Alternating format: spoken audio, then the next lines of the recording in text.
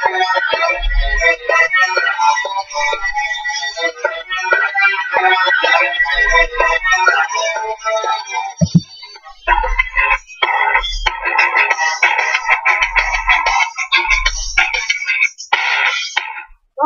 Street, there are women rules of power battle for you tonight. Drop it.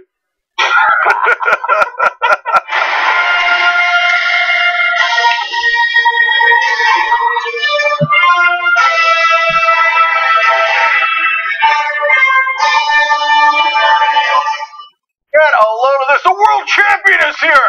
Judah Friedlander, world champ of everything. Well, at least of the world. Okay. Yes. To be fair, you have not wrestled anyone in the Andromeda Galaxy, correct? No, I'm banned from the Okay, all right, fair enough. They wouldn't want to mess with you, that's right. John Idol is presenting today. Johnny Tie with the tie today. Okay. Yes. I didn't do it to be fancy. I did it because I was eating a burrito standing up, and it didn't go well. Oh, okay, all right. Good to know. Like little inside baseball.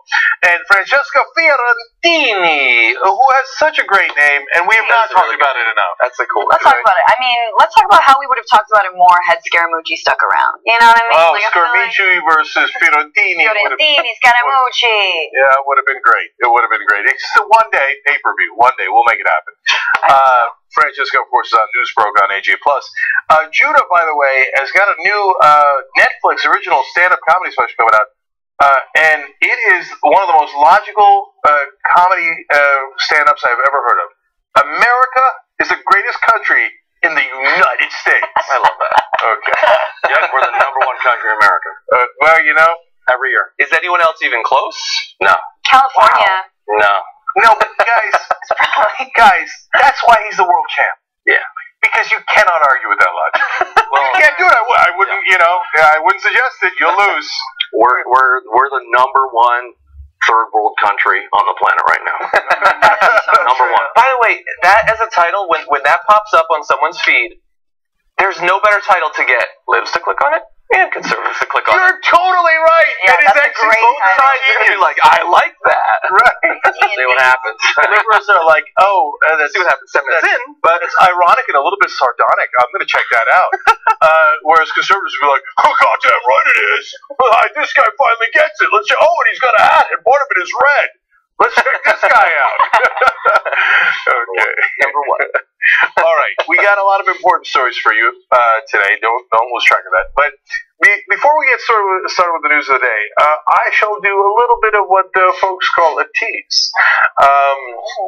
We will soon have exciting news on the Young Turks about a specific Senate race, perhaps one in California, perhaps one involving Dianne Feinstein.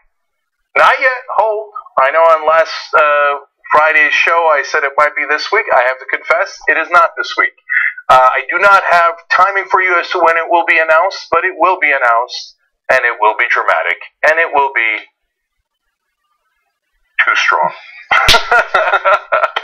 So, yeah, a little exciting. Wish I had it ready for you right now. We don't, but we will very soon. Okay. I'm excited. I'm excited for it. All right. Too strong, too strenuous? Is this like a Fast and Furious? Like what? Oh my God! You have to have a line of shirts, something like that. Too strong, too strenuous. Maybe not strenuous, but we'll work on it. Okay, for the moment being, Too Strong is at shoptyp.com, by the way. Oh, yeah. Okay, all right, John, what's up first? Okay, let's talk about the news. There's a scandal brewing, and it has to do with a $300 million contract for the redevelopment of the electrical grid of Puerto Rico right now that went to a company called Whitefish Energy, which you might not have heard of before this week because nobody had heard of it before this week because it is a company that was developed in the past 2 years and had just 2 permanent employees as of just about a month or 2 ago. And that scandal's looking even worse today because a copy of the contract that they signed with one of the commissions having to do with that redevelopment of Puerto Rico has been leaked, and some of the provisions of it are ridiculous. We're going to break down 2 on the show today. Here is a discussion with a spokesman for Whitefish Energy over the first provision. Whitefish contract states, In no event shall government bodies have the right to audit or review the cost and profit elements. Why would that make sense? Knowing how difficult these situations are, knowing that even Puerto Rico, if you go back to 1998, there's been misuse of funds, there's been corruption. Why enter into a contract that's not offering complete transparency at a desperate time? Stephanie, the contract was done in good faith with PREPA and the procurement people at PREPA. The contract speaks for itself as the ability to get the work done. Yeah, I think it speaks for itself, too. Let's throw one more out there, and we're going to have a little bit more discussion with that spokesman in a bit. But another aspect of the contract says that PREPA, the Puerto Rico Electric Power Authority, which signed the contract, waives any claim against contractor related to delayed completion of the work. But why are you worried about that? I'm sure that they're going to hit all the deadlines. Otherwise, why would that put it? Wait a minute. If you put that in the contract, maybe you're thinking you're going to miss some of the deadlines. So my favorite part is the in no event. In no event shall you ever audit our costs. Yeah. Well, how about the event that you don't do any work? You take $300 million and you go back to Whitefish, Montana and have a giant party with Ryan Zinke. How about in that event? But no, in no event. Jake, believe us. We're gonna don't worry about that. On the other hand, that is persuasive. Did you see that guy? That was just, I trusted his second chin. Like, his face, I didn't trust, but that second chin was just, there's no corruption. Screaming there, just screaming total corruption. He is getting off his ass as soon as that interview is done. And Trump has never had any accusations of hiring contractors and then not paying them. He's it's never happened. He's never done that. Maybe. No, that's a good point. Actually, now I kind of understand why they'd be worried.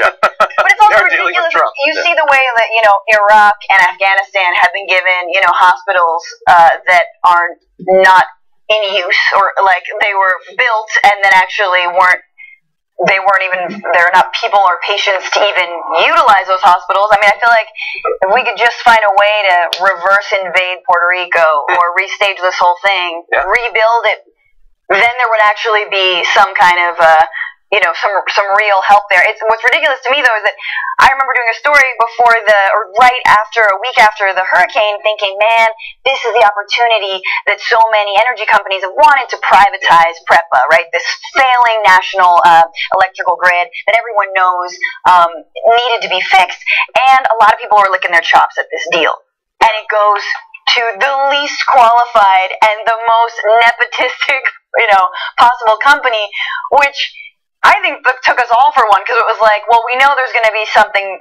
messed up with all this privatization. Someone's going to get rich off of Puerto Rico, but at least maybe people will actually, get the lights on a month later. Yeah. It's a great answer to the question of how, in 2017, can we have a whole fresh new wave of colonialism? Right. Yeah. Well, just wait for a disaster to strike and then sell off the whole goddamn country. And craft colonialism. That's what I'm saying. Like, just if only it could be a little better. Well, so this is the shock doctrine, right? This is what Naomi Klein talks about. Well, we've got a crisis, so it's a perfect opportunity to take advantage. And, the MO, the Trump guys, they're brazen. They're like, nothing matters. We could shoot a guy on Fifth Avenue and it wouldn't matter. So if you missed when the story originally broke, Whitefish is... one of their investors is a heavy Republican donor and donated to not just the party, but Trump specifically. But that's not that surprising. I think the more relevant part of it is that the CEO is really good friends with the Interior Secretary, Ryan Zinke, who I mentioned earlier. Not only that, I love how brazen over the top it is in that Whitefish is the name of the hometown of Ryan Zinke, the Interior Secretary. Okay. Yeah. So they're not remotely trying to hide it. They're like, yeah, this is my bud. And he only had 2 guys in his company, and I gave him a $300 million contract. But just to rub it in your face a little bit more, to the point of this story today, we also said in the contract, you could never look inside our costs, and you could never audit us, and on top. So on top of it, I mean, bear in mind, it was a no-bid contract. This seems like the sort of thing that you could probably have a little bit of competition for. They love competition, don't they? Supposedly. And I had missed this fact. Stephen Colbert mentioned this on his show yesterday, that Zinke's son had a summer job at a Whitefish construction site, which is weird, obviously. It does make me feel a little bit better that they have apparently actually had a construction site in the past. I didn't believe that would be the case. But anyway, with all of this and all of her concern about the likelihood that in this particular case and more broadly, it looks like the MO of the government right now is to just hand every single dollar off to these private corporations. We're very worried about that. Thankfully, there are some investigations into this particular one. 2 House committees and a federal watchdog have all opened investigations into the deal. San Juan's mayor has actually called for the deal to be voided, and FEMA put out a statement early today saying, based on initial review and information from PREPA, FEMA has significant concerns about how PREPA procured this contract and has not confirmed whether the contract prices are reasonable. FEMA officials said it is important for all applicants for FEMA public assistance to understand and abide by federal regulations for the funding. Otherwise they risk not getting a reimbursement from the federal government. Now, I don't know if the stipulations of the contract will actually stop the sort of investigation that we want to happen now, and understand that FEMA is not exactly some sort of independent player in all this. It is, of course, headed by another one of the people picked by Donald Trump. But at least with all the public attention, it's possible something will be done here.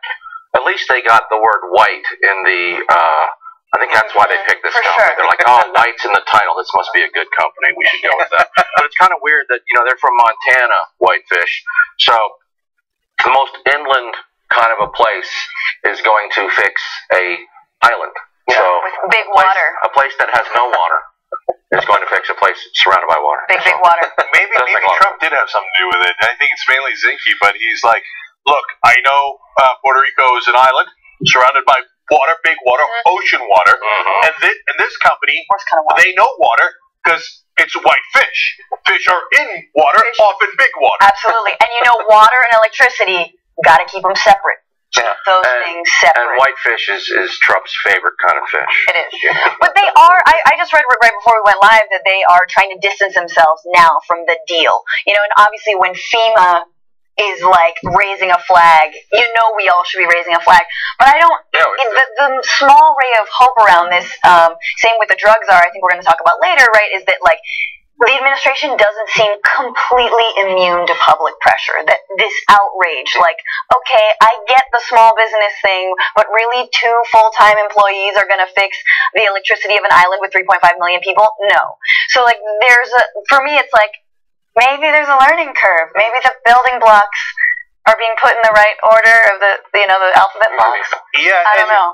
And to be fair to the Republicans on the House Natural Resource Committee have also raised questions, and so they're saying like, this looks particularly fishy. Okay, and so we'll see if that makes a difference. But the bottom line is that there's a reason why they put stuff in the contract that you cannot look at what they're doing, because they didn't want you to be able to investigate what they're doing, given how fishy it is. Typical low-level mob shit, basically. Except now, I mean, the sums they can hand out are so massive. I mean, $300 million. Like, why go into organized crime? Just become a politician, man, and you can hand off contracts that would make the best moves of gangsters look like nothing. I figured out what Trump's going to do. At some point when this blows up, he's not going to blame his own interior secretary, even though if the company is named after his hometown, no way. He's going to blame the Puerto Ricans. Of course. He's going to say, oh, well, corruption in Puerto Rico. That tweet is incoming. Yes. TikTok. I don't know if it's days or hours or weeks, but that's he can't help himself. It'll be their fault for rejecting this, for being ungrateful, because really they're just an ungrateful colony. I mean, that's what it comes down to. What he has alluded to in the past. That's kind of how he treated Texas, actually, initially. Yeah. I do want to play one other video from that interview that we showed earlier, and the reason is that, so you expressed a belief that possibly there would be a little bit of, like, the public pressure would have an actual impact, and I think one of the things helping us is that spokesman. If he stays on TV, I think that Whitefish is screwed, because he's not very good at his job. With all of these concerns that people have, not just libs, but that conservatives have about cronyism and corruption in government, look at how this guy responds to the concerns expressed by the host. Why would you need to have in there that there's no right to audit or review the cost and profit elements? Why shouldn't we be able to do that? Stephanie, that's in many contracts. Okay, well, I'm not a lawyer. I'm asking you. Why wouldn't we be able to do that? Why wouldn't we? When I have a contractor come to my house, I sure as hell want the ability to walk through exactly what the profit margin should be. Stephanie, those were all negotiated. The rates are all there. The contract was given out. There is nothing there. You're again. Everyone wants to see that there's a conspiracy No, theory. sir, I'm not saying there is a conspiracy theory. Yeah, so I've seen a lot of conspiracy theories get bandied around, but the conspiracy theory of government employee gives contract to rich guy he knows, that's a pretty simple conspiracy. Yeah. There's not a lot of backroom dealings necessarily. They were just in an office somewhere. Wait, you're right about how bad a spokesperson is, but on the other hand, it's indefensible because look at the things he said in the two clips. One is, well, that's in the contract. Yeah, I know. That's what we were saying. Yeah, he's like, well, that was negotiated and that was what was given. Okay, none of that answered why is that in the contract, and in fact, it was not. As we know, it's a no bid contract, so it wasn't even really negotiated. Yeah. None of it is true, and he's like, well, now the thing that you're saying is clearly written in the contract. Sounds like a conspiracy theory to me. Mm-hmm. If it is, you started it because you're the one who put it in the contract. I mean, what a crazy thing to say it's a conspiracy theory that you can't audit it when it says in the contract you can't audit me. But faith, Cenk. Good faith. Remember good faith. It'll bring electricity. It'll bring light. I don't know about electricity, but a lot of light to a lot of people. I mean, it's a horrendous contract, but I tell you, in showbiz, something I've learned over the years, even if you have a good contract, if you're not in a position of power, it means nothing. I've had contracts on me completely changed. Where like I'll be on a show and they'll be say, oh, you're going to do this amount of episodes this season, get this much amount of money. And then they'll come after you after your season. They'll be like, hey, you know what? We want to rework the contract, so we're not going to pay that amount. You're not going to do that many things. And they're like, you can say no to it, but but you should sign it because they're basically saying if you say no to it, we'll just write you off the show and then you're done. So they force you to do it. So if like Puerto Rico doesn't have any power right now, literally and figuratively, they have no power. Yeah. So they have to take it. So contracts really don't. They always protect whoever's in power, and this is about as worst contract as you can ever see. By the way, it's like the definition of like the long game. But what a great scam they've set up where. As these, natural disasters, right now it's hurricanes, but it'll be forest fires and earthquakes and tornadoes and stuff like that. As they roll in and destroy communities, they get to sell these massive contracts to their rich buddies. And in the meantime, their energy policy and environmental policy assures that we're going to have more extreme weather in the future, so we'll have more of these sorts of incidents for them to use. Right. It's a great business model. Yeah. Beautiful business model. Yeah. Bad for the planet, but good business model. I once had a guy tell me, contract's just a piece of paper. And I thought, note to self, never make a contract. Yeah. Okay. All right. Always a tattoo. You want to take our first break? Come back sure. to Fox and Friends, getting a little bit of pushback from their audience, actually. Yeah, interesting. All right, we'll be right back.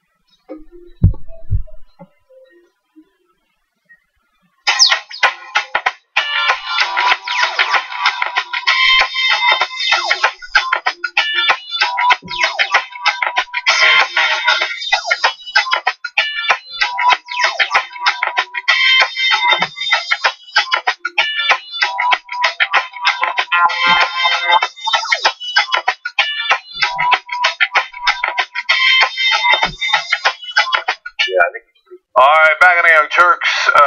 Melissa Coviello writes in, I can't wait for the California news as I'll be able to vote and make a difference. I love that. Everybody go register to vote. Dan says, Judah Friedlander on TYT Live. How effing awesome is that? I would argue very effing awesome. And Democracy says, hey kids, it's Francesca Fiorentini on TYT Live. Yay! I think obviously said with the Italian accent. That's what it sounds like. Yes. Fiorentini, noted sculptor. Yeah, Fiorentini. Both of your names sound like they are out of a James Bond movie. Friedlander and Fiorentini? Yes. Or just my first and last name. Are we not talking take about your head off with his hat. Yeah. There's no way, like, Friedlander is a very Bond name. Oh, Unfortunately, Judah might be a villain name, right? I'm okay with He's that. the villain. Right, yeah. I'm the sort of the ninja, I don't know, weaponized robot. I get it. Yeah, I mean, look, Francesca Fiorentini is... Yeah, you're typecast in that way. I'm typecast, I get it. Cenk Uygur, a very Bond... No. Okay. Oh, did you want us to return that? Cenk, you're the high roller at the blackjack table who's just That would work crushing well. it. Yeah, I can do that. I can do that. Very well. You do a lot of rolling at the blackjack table? I don't think you know that. He mostly just convinces everyone about the class war at the... You know where you save your money. You know where you really want to remind people about income inequality is the blackjack table. Yeah. All right, go ahead, John. What's next? Okay. Billionaire philanthropist and activist Tom Steyer is back with an ad that he has produced calling for Donald Trump's impeachment. And he wanted to put it on a place where he knew that Trump would see it. And so, of course, he chose Fox and Friends. Let's see what it looks like. He's brought us to the brink of nuclear war, obstructed justice at the FBI, and in direct violation of the Constitution, he's taken money from foreign governments and threatened to shut down news organizations that report the truth. If that isn't the case for impeaching and removing a dangerous president, then what has our government become?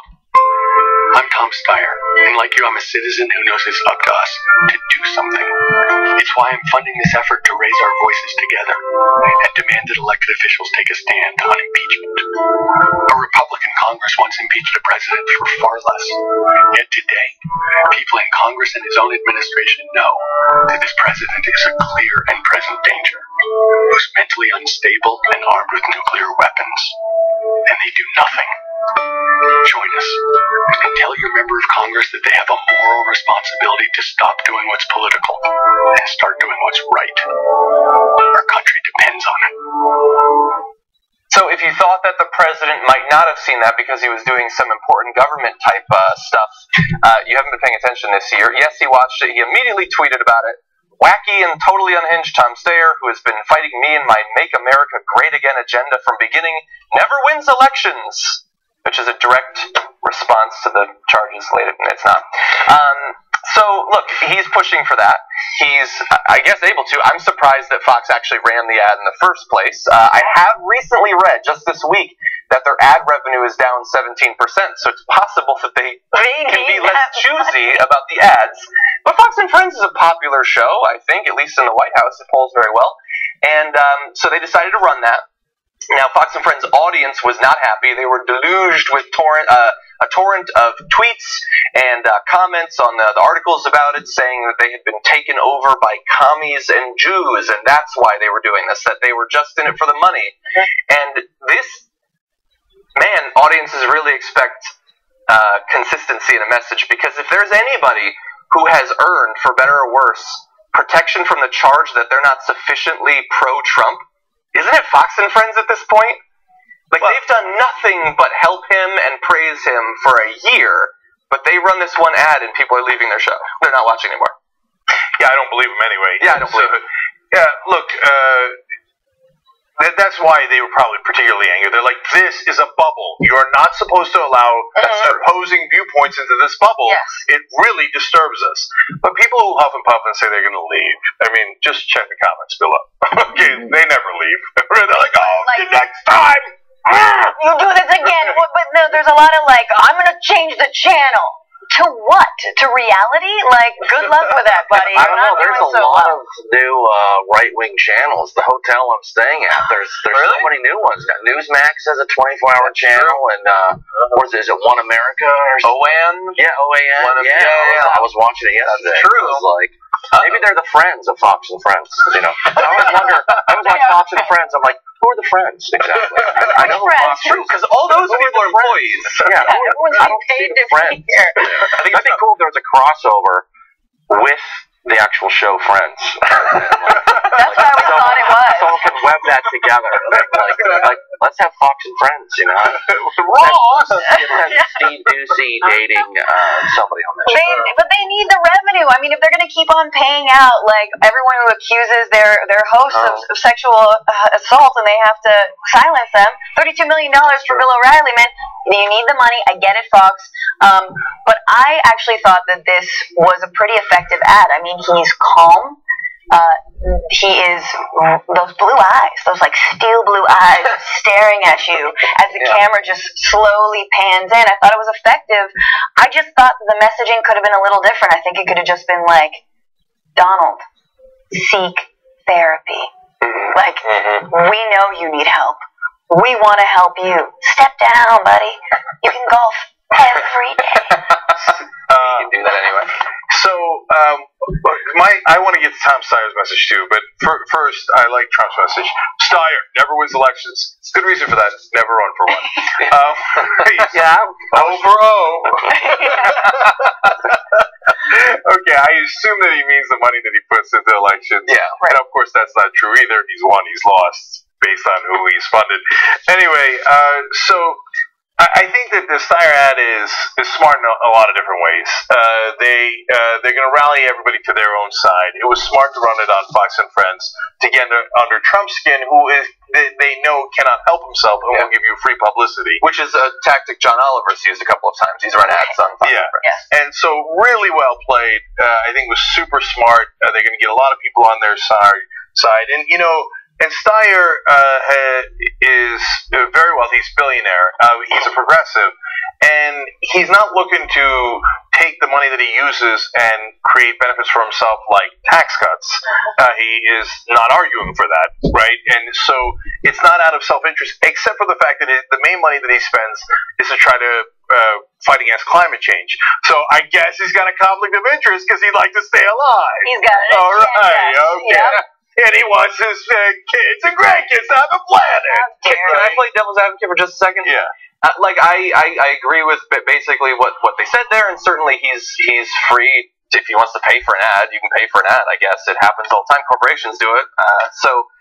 But it does make me a little bit uncomfortable that we have this class of people, and some of them are progressives and pro-environment and all that, who are so wealthy that they can unilaterally just produce these political ads. And I don't know that anything he said there was inaccurate, so maybe this isn't a good example for me to criticize, and I'm glad that Fox ran it. But it is still just more advertising coming from the direct point of view of a billionaire. Like, I agree with this one, but that they can just, they could buy out all the ads if they the want. country is billionaire versus billionaire versus billionaire. We just have to hope that the right billionaire wins. Well, that's a shitty position to be in. Because of that subtitle in that commercial, we know he's an American citizen, so... that was my favorite part. American citizen. I just love that. Yeah. So, Just in case you're worried. Relax. all right. Well, look, let's be balanced here, and I'll join the fray of slight criticisms here. One is the American citizen looked really goofy. Totally agree. Like, come on, dude. You could have written Homo sapien, right? Like human being. We know. It's like a way of saying not billionaire, not running for office. Okay. But let's keep it real. One day, Tom Steyer might run for office. Okay, and he is a billionaire. I don't have any problem with billionaires doing the right thing. I love it. That's wonderful. You should give money to Wolfpack. You can't give money to Justice Democrats because they don't take big donations like that. But Wolfpack does. Go ahead. Is this part of the too strong, too strenuous? No. Okay. Nothing to do with that. And look, he's going to run for office, and a lot of people signed that petition. That's probably a good move too. I get it. Look, overall, there's not that many people doing the right thing. He's doing the right thing. Yeah. I'll take it and run. I agree. And it's okay to put his message out And if he wants to spend whatever he has, 1 point whatever billion, on doing great things, including in the media, including buying ads, I think that's actually lovely. Yeah. I just want to prevent even good guy billionaires, like to John's point, of being able to buy elections. Yeah. Right. And that's different. Here, he's not, right now, there is no election. Yeah. He's not trying to influence. Issue advocacy. It is actual issue advocacy, as opposed to, hey, vote for X and don't vote for Y, which I think is definitely different. And he should, my only last tiny criticism is speak up a little bit. Yeah. It's a little too whispery. No, I like that. I'm glad he brought up more ominous. Okay. I'm glad he brought up the criticism of Trump's irresponsibility in dealing with North Korea and the threat of nuclear war. It's like, because to me it seems like there's almost no anti-war movement going on. Yeah, people talk about all different issues, but when it comes to war, it's like almost nothing going on. And just painting Kim Jong-un as, oh, he's the evil crazy one. It's like, we're the only country to ever use nukes on anybody. And we did it twice. And now they're already talking about tactical nukes, these little nukes. More usable ones. Yeah, just, they won't cause much damage. Just tactical. Trump's It's terrifying, and so I'm glad he threw that in there, because it seems like that's not even in the conversation these days. Hopefully, if you scare people enough about the threat of nuclear war in this one particular instance, you can then build on that we shouldn't just get out of this situation, we should get out of the decades-long situation where multiple people have access to enough weaponry to destroy the entire world. Let's not have that situation. Even if Donald Trump's not there, even if it's Barack Obama or someone who seems sane even, maybe they shouldn't have the capacity to kill every human that exists. Well, last thing is to double down on what Judah and John are saying. What I'm most concerned about when it comes to Trump is his mental stability in regards to North Korea particularly. And so, impeachments, that's fine, and it's a good strategy that they're pursuing. I think the 25th Amendment actually should be incredibly rare, but this might be a rare instance where we should consider using it. And we even have a petition on that, or a poll on that, tytnetwork.com/25th, because he might not be stable enough to be president of the United States, and I think he's a literal danger to the world. And I'm not the only one saying that now. Now you have Republican senators like Bob Corker and Jeff Flake and John McCain, and former presidents like Obama, but also George W. Bush coming out and making speeches about watch out, he's not stable. And this is coming from George W. Bush. Yeah, so I just think he knows that world. I think. Anyway, just for context, one final point in terms of whether the public might actually take to this message from Sarah right there. Public policy polling in this month actually found that 48% of the public support impeaching Trump, while 43% oppose. The group notes that this is the 5th month in a row we find voters in support of impeachment.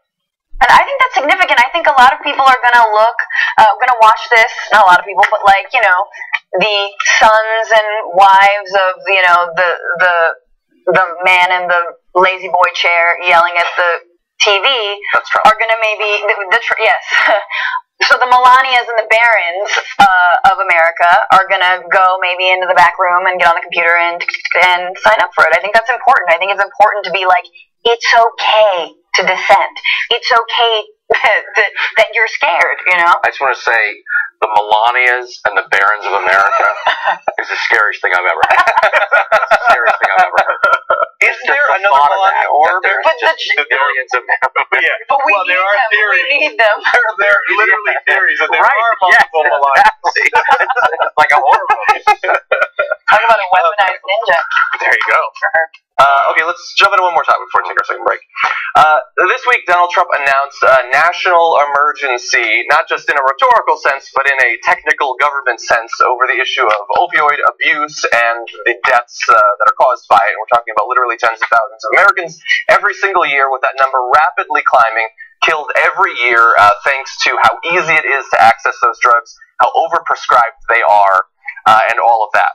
And so that would lead you to perhaps believe that he's taking it seriously, which is good. This is a big issue facing America. But there was one thing missing from his declaration, and that was basically any money whatsoever to actually do anything about it at all.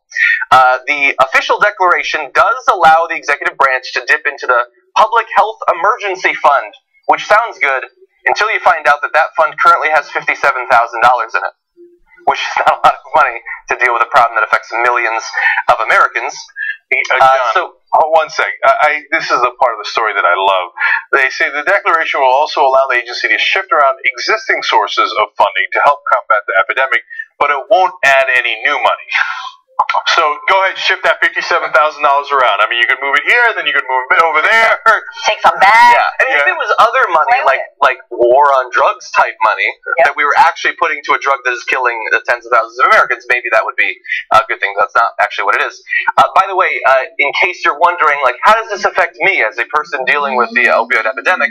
Well, with $57,000 and millions of Americans currently suffering in this epidemic, it works out to about 2 cents per person.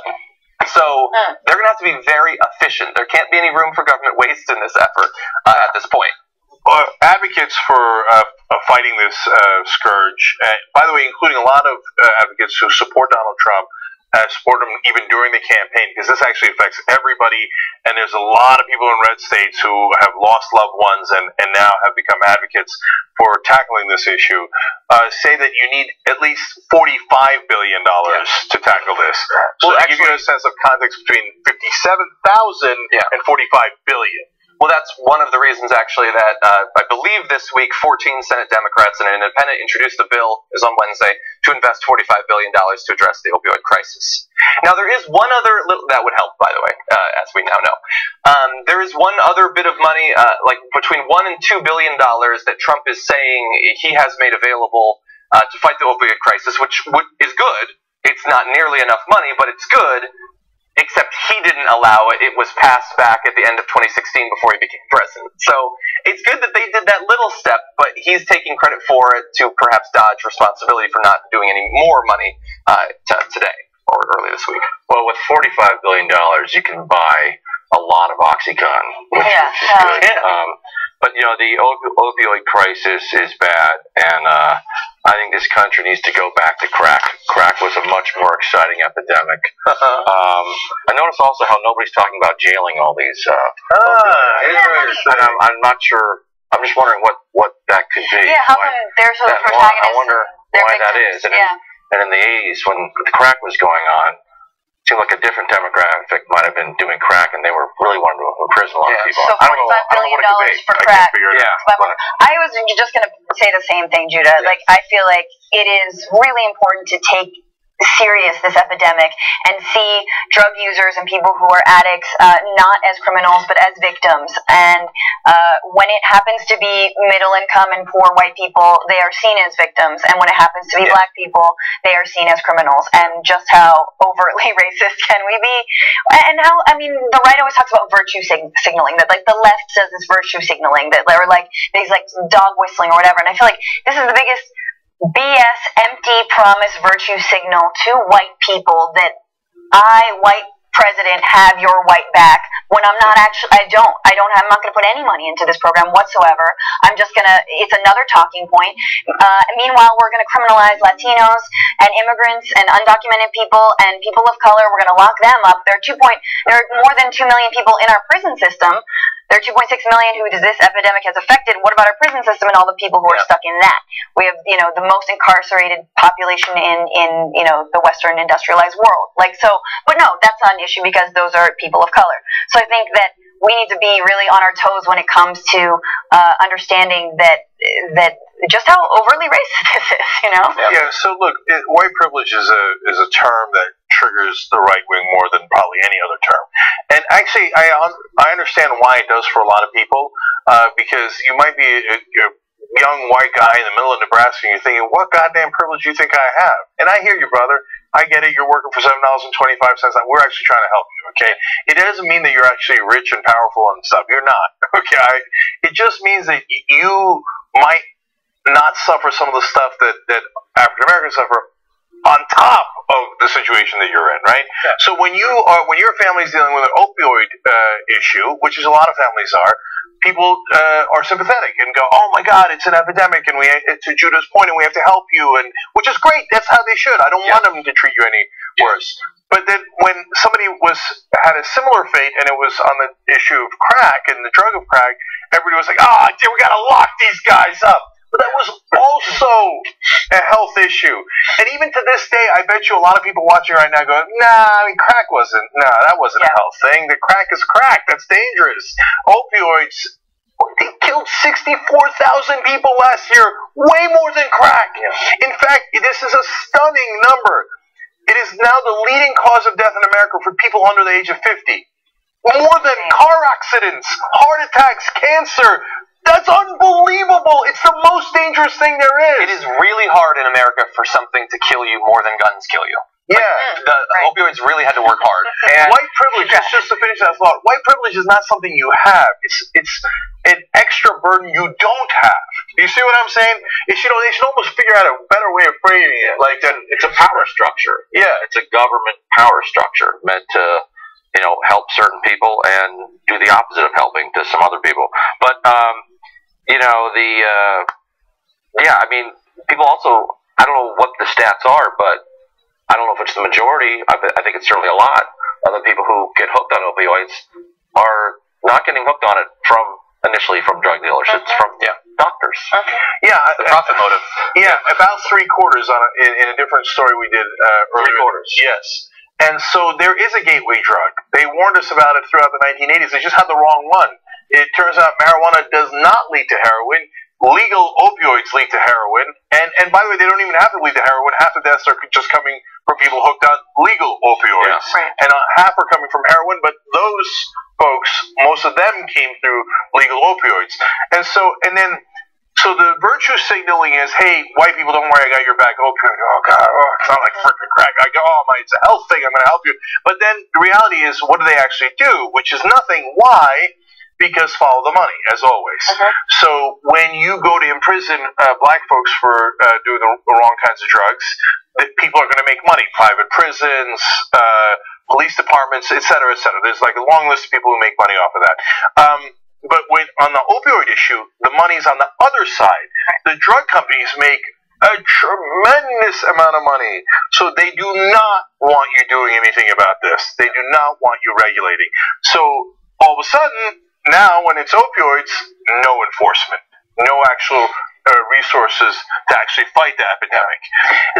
The final point I make, isn't it amazing how little we can get done as a country? That this is actually one of the issues that finally, during the last cycle of all the debates that we had, this came up multiple times, especially New Hampshire. They actually talked about it a bunch. They talked about opioid abuse more than they talked about climate change, more than they talked about reproductive rights, a number of other huge issues. Yeah. It finally got discussed. And we're a year and a half later, and here's $57,000. God, it's such a useless goddamn government. Well, yeah, and it doesn't point the finger at, scary brown people enough. So, don't put money into it, because it points the finger at, as you're saying, at pharmaceutical companies.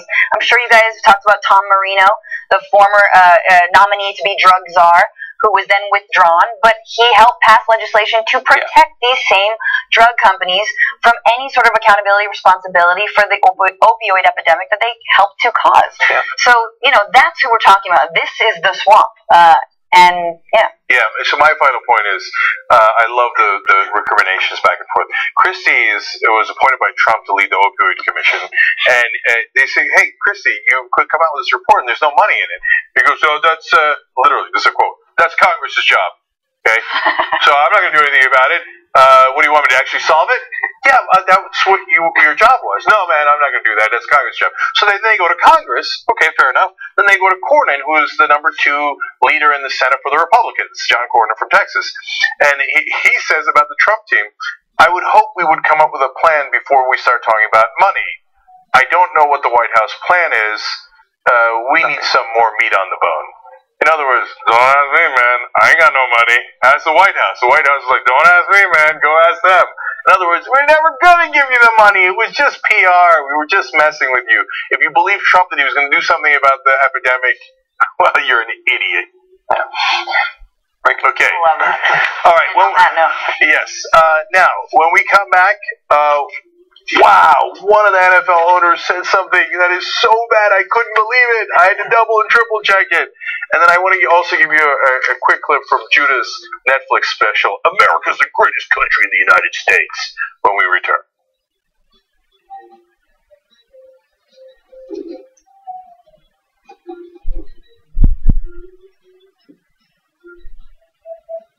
I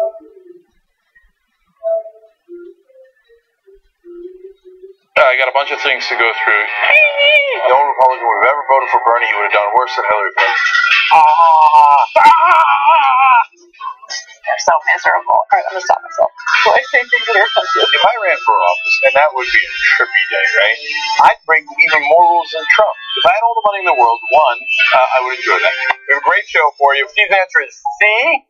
Dave's is A, and the correct answer is, of course, B. You guys are the worst. Here's the story, and it's not funny, but Steve is over too. It seems just comically unfair and ridiculous. The Democratic Party just sucks right now. It just sucks because it doesn't know what it stands for. We should probably wrap it up.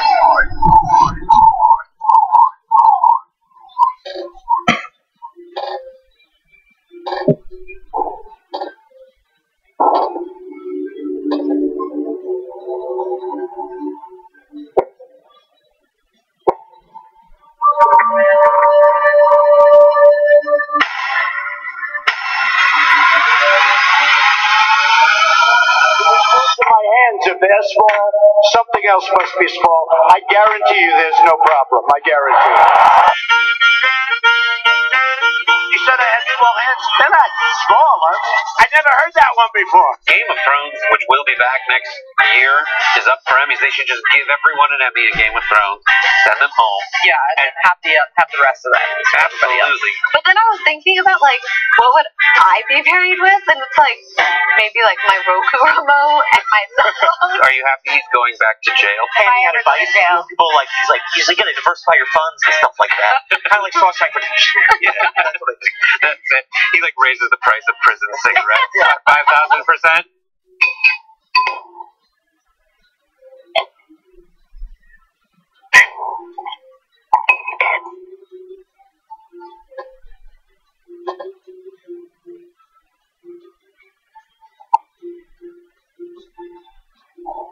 Can we eat in here?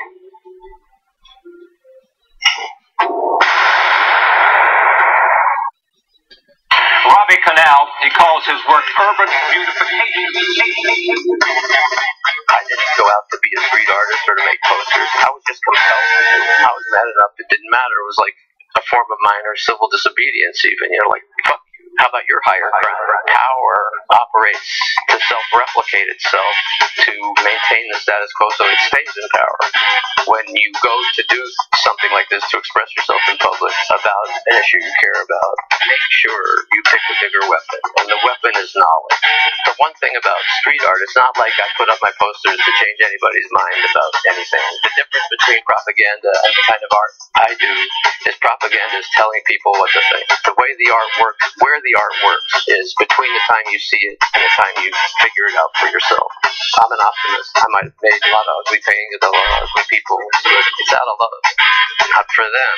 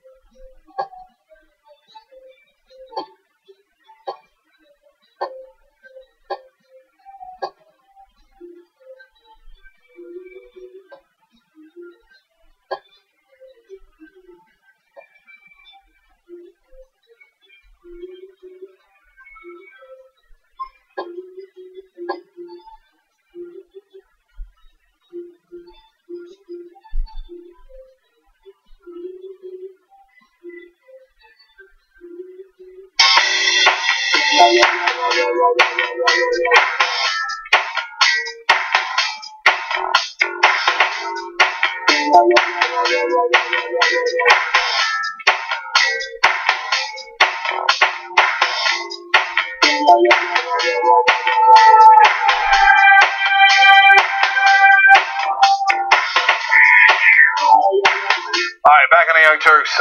CompuFox writes in, I'll judge people not by the content of their wallets, but how they spend the dough. Very fair.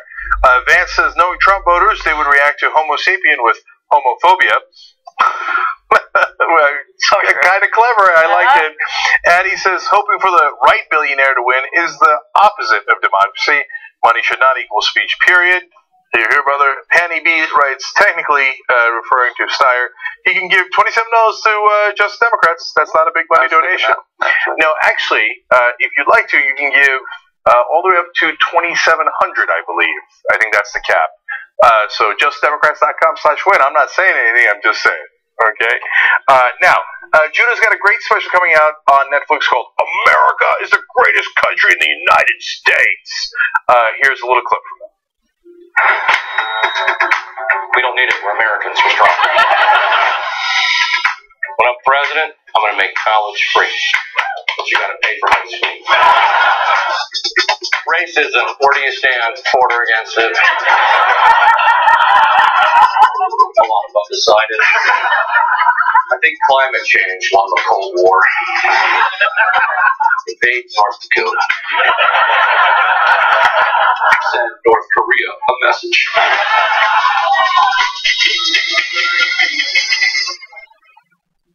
Welcome to the number one country. Welcome.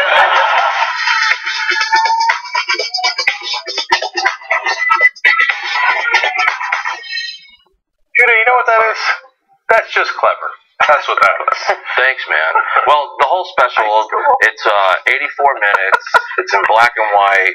I made it myself. I intentionally did it in a very kind of lo-fi, low-budget documentary style way. And it's filmed over multiple nights, mostly at the Comedy Cellar in New York.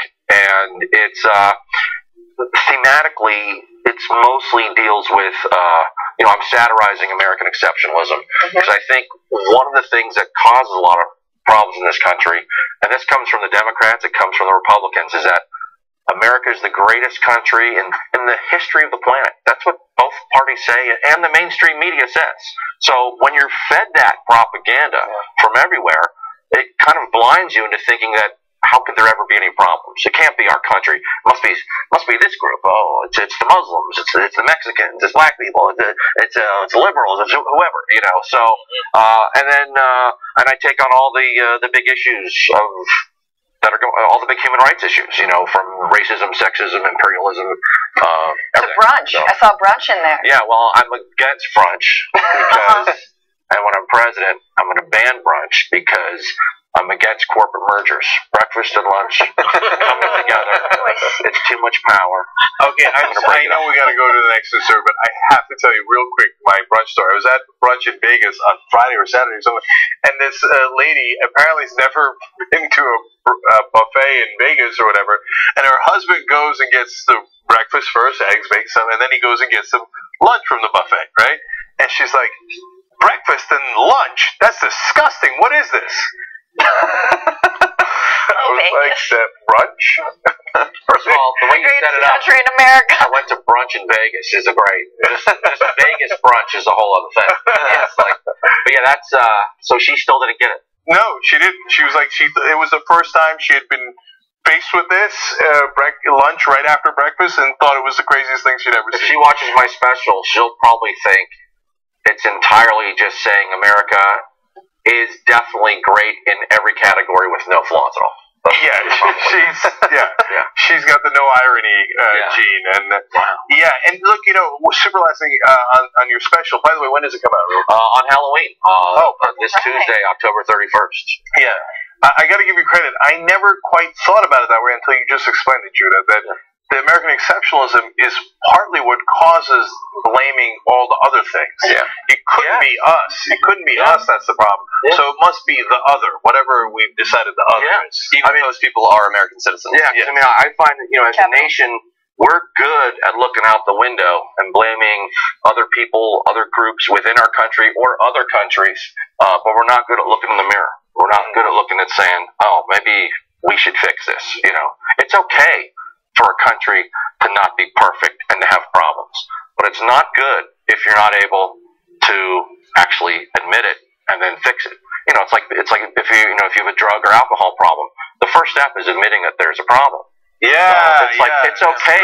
It's like the way you get better Like if you're on a team, it's like if you're on a sports team, you know, and your quarterback stinks, but nobody ever talks about how the quarterback stinks, and you keep starting the same quarterback. It's like, no, let's get that quarterback better, or get another quarterback in there, or go get Colin Kaepernick. Yes. All right. Definitely yes. Right there. Yeah. Okay. To our football story. Okay. The owner of the Houston Texans is under fire for his commentary or input on the ongoing NFL anthem protests. Now, this is obviously a tense issue, and some of the reactions from people who don't support the protests have been slightly less than sensitive from time to time, up to and including the president. But look at what Bob McNair said. It was at a lengthy ESPN feature chronicling last week's meetings in New York, which, of course, are about this issue, some including direct input from players. He said he was opposed to the protests and said, "We can't have the inmates running the prison." And came up with this stat saying that 96% of America is opposed to the protests. Which I would say, one, you invented that, and two, I don't care if 96% of the country is opposed to people doing the right thing. That doesn't mean anything at all. The majority of the country has been wrong about a lot of shit through the history of our country. So people had a problem with that because he's referring to them as inmates there. And so they put out a statement. This is that statement. "I regret that I used that expression. I never meant to offend anyone, and I was not referring to our players. I used a figure of speech that was never intended to be taken literally. Yeah, we get that. We're still mad. I would never characterize our players or our league that way, and I apologize to anyone who was offended by it." Who do you mean? He meant like the real inmates. Like, what else do the NFL owners have? They clearly run prisons underneath stadiums. I think we need screw Pizzagate, guys. We got a whole new stadium gate going on. To me, the most telling part of that 96% is how everybody is in their own bubble, and especially billionaire owners of teams are so egocentric oftentimes that stat, of course, doesn't apply to the country. There's an enormous percentage of the country that supports Kaepernick, that realizes there is police brutality, unfortunately, specifically more so aimed at African Americans, but really the poor and the middle class get it, of course, way more than the rich do. It's more of a class issue, but also some degree of race issue, and there's a wide variety of opinions. So what does he mean, 96%? In his own bubble, which is the NFL owners, it is almost literally 96% of them who are opposed to the protests. Only the owner of the Jaguars is in favor of the protests. So in his world, 96% are opposed to the protests. And why do these prisoners keep protesting? You know, and one of the things that always drove me crazy, and you're going to think it's a small thing, and I hear you, brother, but is that there's those shirts that everybody went around, and not now, like for 10 years, 20 years, I've seen this, and it's always bothered me a little bit. Property of the Indianapolis Colts, property of the Denver Broncos, right? That always just bothered me a little bit, and that's a very common shirt. I don't think they meant anything bad by it. I'm not trying to nitpick, but now when you see the mentality of the owners, and they think, we run this thing, you don't run this thing, and we view you as the prisoners, right? And look, we know that he didn't mean it literally. I hope. and they're not prisoners. They make a lot of money, the players do, right?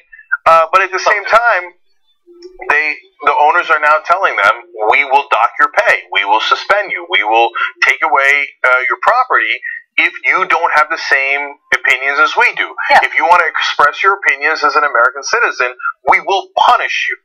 And that's not a prison, but but it is punitive. Even if it's not even on the field during the game. Like, it's not like we produce this product, this sports entertainment, and we're not going to do it. It's not even that. And it still frustrates not just the owners, but a lot of Americans. I don't understand. I think the simplest thing, if they want to stop the protests, and I don't think they should, I think the protests should continue, is how about there's no reason whatsoever to play the national anthem in the first place at a goddamn sports event. Just take the thing out. It's really weird and creepy and North Korean-y. I don't understand why we're doing it 100%. You know, I'm a big, I used to play soccer. I'm a big soccer fan. In Europe and other parts of the world, when there is a local game, there is no national anthem played. You know, when Manchester plays London in soccer in England, they're playing the British national anthem. Oh, just chants with expletives. Right. And when St. Louis plays Cincinnati, why are you playing the national anthem? If anything, play the St. Louis anthem. Jingoism in sports. Oh yeah, that makes sense to some extent. Yeah. I just feel like there's a jingoism in sports all around that doesn't need to be there, right? Like there can be. It's the same thing we're asked as Americans to put our heads down and not ask questions, and to think that dissent is somehow unpatriotic, that the First Amendment is somehow exercising it is somehow unpatriotic. Right. And the same thing with sports. It's like, well, just shut up and, you play ball. You play ball, you shut up, even though you're the reason I make so much money. Right. You're the reason I'm here. And so, to me, this is more of a call to players to be like, oh, really? Maybe we should go on a prison strike if you think this is a prison. If you look at it, what this owner said, if you take it, figuratively, he really is saying what is the norm for all jobs throughout the country. I mean, jobs basically aren't a democracy. When you work for someone, they really are a dictator, and you really can't. If you see something going wrong within your country and you speak up, chances are you're going to be let go. And this goes whether it's something that has to do with sexual assault or whatever. And that's why people don't speak up. So this is it's a huge moment, and it's bigger than football. And it's got such a racial component. I mean, I know, Jake, but it's super racialized. Most NFL owners are white. I think there's maybe one. I know there's one black owner. The Jaguar owner is Pakistani. Okay, there you go. So, it's super racialized. Inmates to prison guards or to people who run prisons, and it even harkens back to slavery, a little bit of this we own you, and so anyway, there's super overtones of that. So even the fact that he would go to that metaphor just shows, how he views his players. Yeah, and the actual quote is, he got it wrong, by the way. The saying is not we can't have inmates running the prison; it's inmates running the asylum. But his main that makes him sound crazy, though. Theoretically. But his main point is, look, we're in charge here, and to some degree. Yeah, of course, the people who own the company are, of course, in charge, right? But it's not a productive way of handling employee relationships, where you say, hey, you guys are the prisoners or the insane people that we've put into this asylum that I run, right? And I'm going to run it with a heavy hand. And whether they have the right to or not, it doesn't seem like a productive way of doing it. And especially football with the whole, the physical aspect of it, and the it just harkens back to things that you don't want to harken back to. So this is not remotely helpful. And so some will say, well, he said in the privacy of the other owners. I'm not sure that makes it better. There's some chance that makes it worse. They thought, oh, it's all us now. We can be honest with each other. I mean, what are we letting these guys have any voice at all? Right. We can pretend later publicly that we give a damn what they say, when we in reality don't. Also, the idea that the word run, we can't let them run. No one's running anything. It is a demonstration of solidarity and sort of minor protest around police brutality. No one's running anything. It shows you, though, how scared they are. Yeah. And it shows you how important protest is. The fact that he's saying this, he's admitting the fear they have. Yeah. Those are such great points, because I never thought about it that way, Francesca. I mean, what are they running? I mean, if Kaepernick came and said, hey guys, look, I really think the ticket should be $37.50, and your profit margin should be 12.25%, you'd be like, hey, whoa, dude, that's not your job, right? Okay. They're not saying we want to run anything. They're just saying, oh, by the way, I don't like it when unarmed black guys get shot. Yeah. Now you're trying to run things and you don't want unarmed blacks to get shot. And by the way, I didn't know that was part of the NFL's job to help with police brutality. I mean, because if you say they're running things, I guess it's kind of a mindset of no, we're in charge not just of the NFL, but the country. And so, no, know your role. Your role is to bow your head, but not your knee, and never complain about anything, even if it doesn't have anything to do with the actual game. Yeah. Also, I think just having to listen to a song before you play a game is kind of corny. Yeah. And you know what? And just to end on that, it's a great point. Normally, the anthem is played in international events. So when you're doing World Cup or Olympics, we'll play. If we win the gold, for example, in the Olympics, they'll play the national anthem, which is great, which is terrific, right? So, and by the way, one of the greatest, sports protests of all time happened while the anthem was being played in the Olympics in 1968. And now we celebrate those guys, but not when it's done in live time. Oh, how dare they, right? But in 2009, they used to have the national anthem played without the players on the field. They used to be in the locker room. In 2009, they changed it when the military started paying the NFL for displays of patriotism. Then they made the players come out for the national anthem. That was not in ancient history. That was in 2009 that they changed the rule. So this is actually paid patriotism, which is gross and the opposite of earned true patriotism. So it's wrong on every level. Which goes back to exactly what you said, very North Korea-like, which is what you said earlier. Yep. All right, guys, we're way out of time. Nando Vila is coming. Anna Kasparian's coming. Everybody check out Judah Friedlander's special on Netflix. And you all know that America's the greatest country in the United States, but you really need to watch it on Halloween or anytime thereafter on Netflix to really soak it in. Okay? So we will be right back.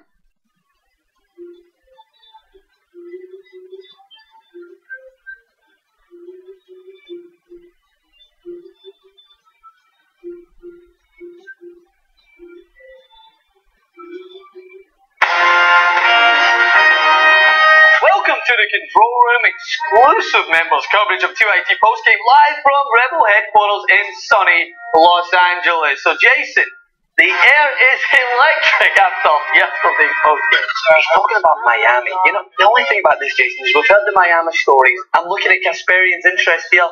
She's giving him the cordial glance to the side, but I just don't know if it's really there. Oh, that's where the vagina is. Okay, that joke landed like Apollo 13 there. And Kasparian gives him the courtesy laugh, gives him the Edwin way. Had you had sex at that point when you took that class? Anyways, so hold on a minute. He's found an opening. Is he finding his way to come back, Jason? Unbelievable! Jack Jr. coming back. With a comment, no one would have seen this coming. And he's in the mood, and there's some music in the background. He's got the sideburns, he's got the long hair. You know, he won't fan himself. There's no way he's ready to. I mean, I've It's got it. It's unbelievable. Every dog has his day, and this dog is having the best day of his damn life. That was an outstanding postgame. If tonight's postgame is anything like last night's, we were in for another. Exactly right, Francis. And don't forget to check out the TYT postgame after the Young Turks every weekday on TYTnetwork.com/memberslive.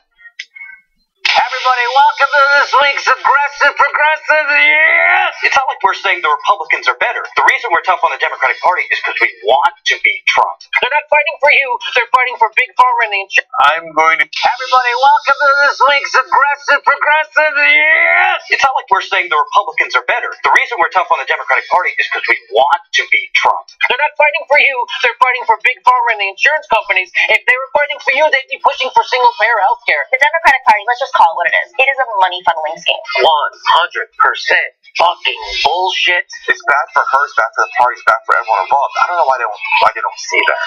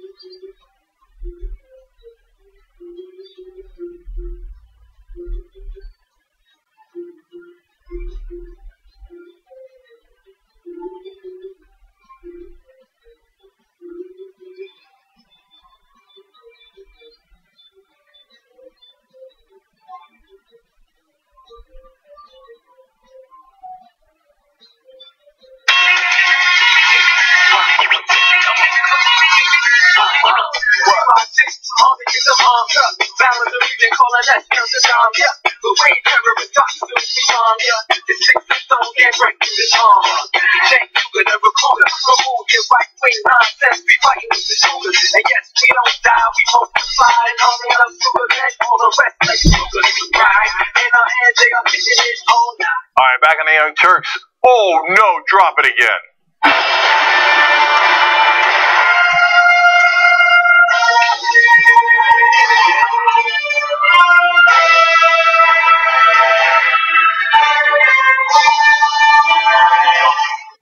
Andovia joins us now. He's host, correspondent, producer on Fusion. You've done too many things there. Executive producer of Trumpland.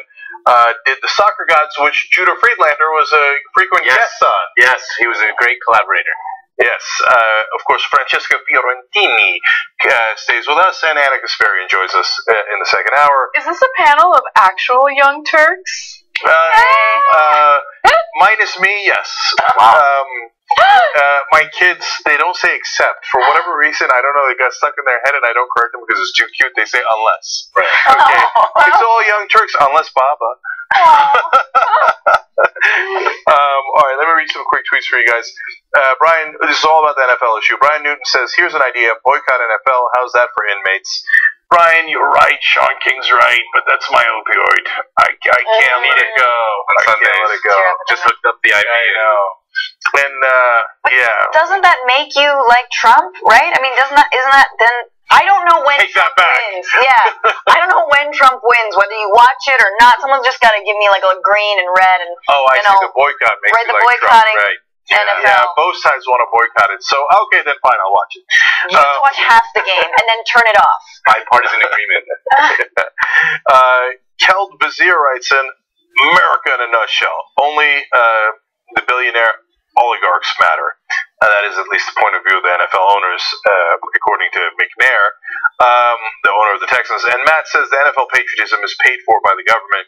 A massive military marketing campaign. Matt, great point. That's the one I made after you wrote that tweet. Great, and sometimes medium minds think alike.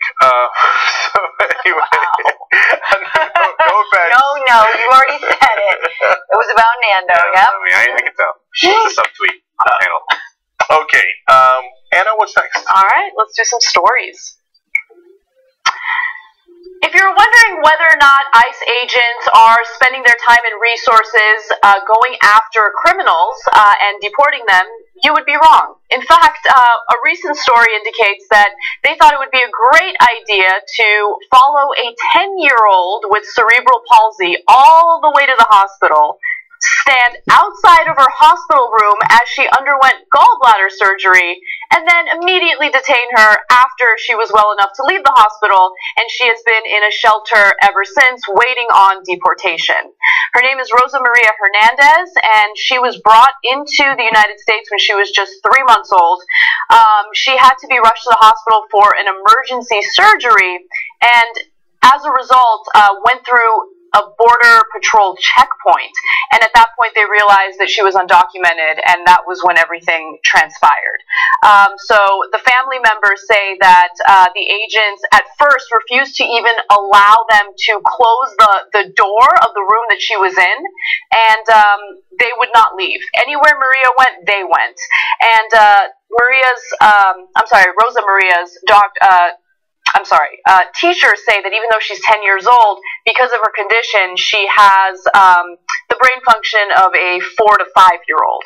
And so she's not a threat to anyone by any means, but it doesn't matter. This is what ICE officials are spending their time on.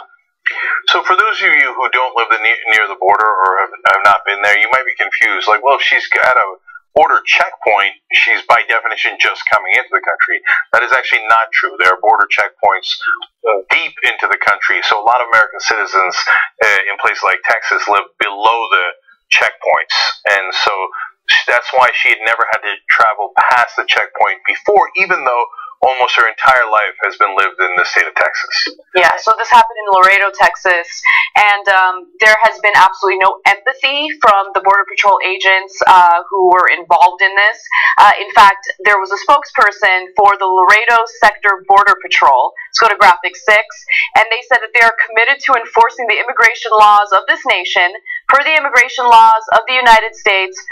Once medically cleared, Rosa Maria will be processed accordingly. And by the way, they won't even allow her to be with her mother. She's in this shelter. Her family has no word about the conditions of this shelter. They're not able to communicate with her, and they're thinking that she's just going to get deported. It's insane. And it looks like not the only case.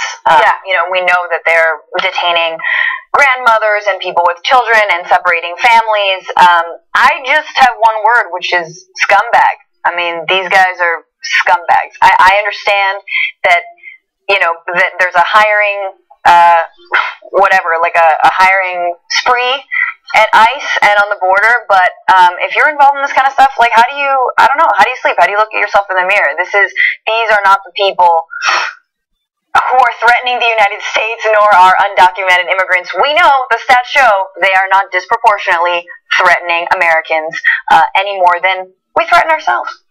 Yeah, I mean, extreme levels of violence towards immigrants has been a normal part of this country for maybe just 2.5 decades. You know, millions of people deported, which is just an incredibly traumatic process for anyone. I mean, if you can imagine what it must be like to forcibly be removed from your country, the country that you're living in, whatever that may be, and sent back, you know, across the border, often to very violent areas.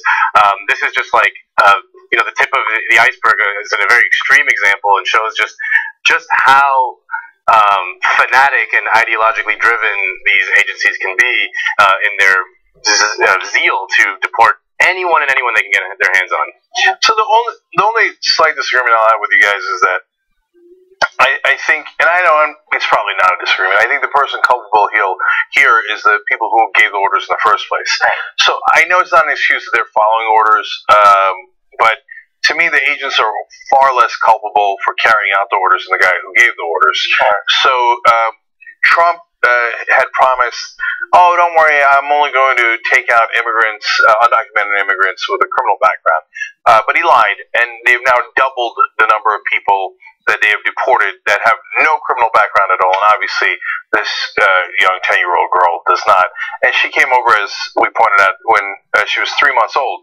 So to send her back to her country, she's never known any country but America.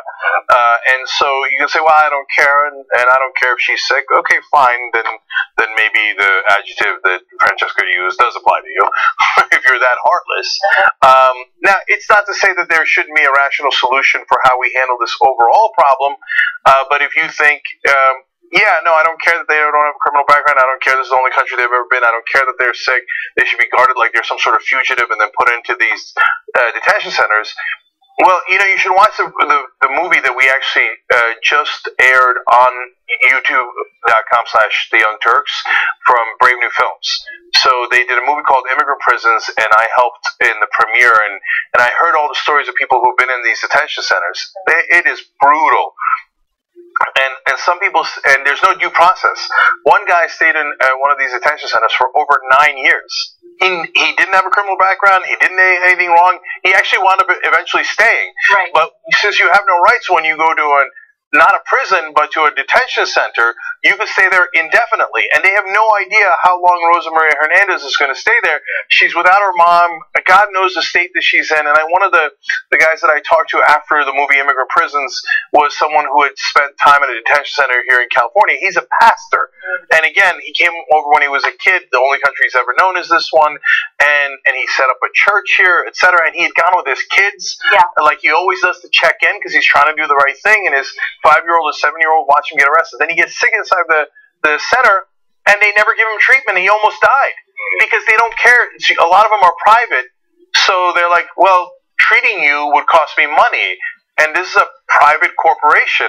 I don't want to spend any money. I just want to house you for as long as I can. Right. So I want to go back and just comment on, you know, the portion of the American electorate that looks at stories like this and has absolutely no sympathy whatsoever for this 10-year-old girl, who, by the way, think about how scary it is to have surgery when you're 10 years old, and then add the extra layer of like horrific behavior by these Border Patrol agents who are standing outside the door guarding it as she's going through something pretty scary. And then afterwards, she's separated from her family and thrown into a shelter where she doesn't know what her fate is, right? She's 10 years old. But okay, you don't have any empathy.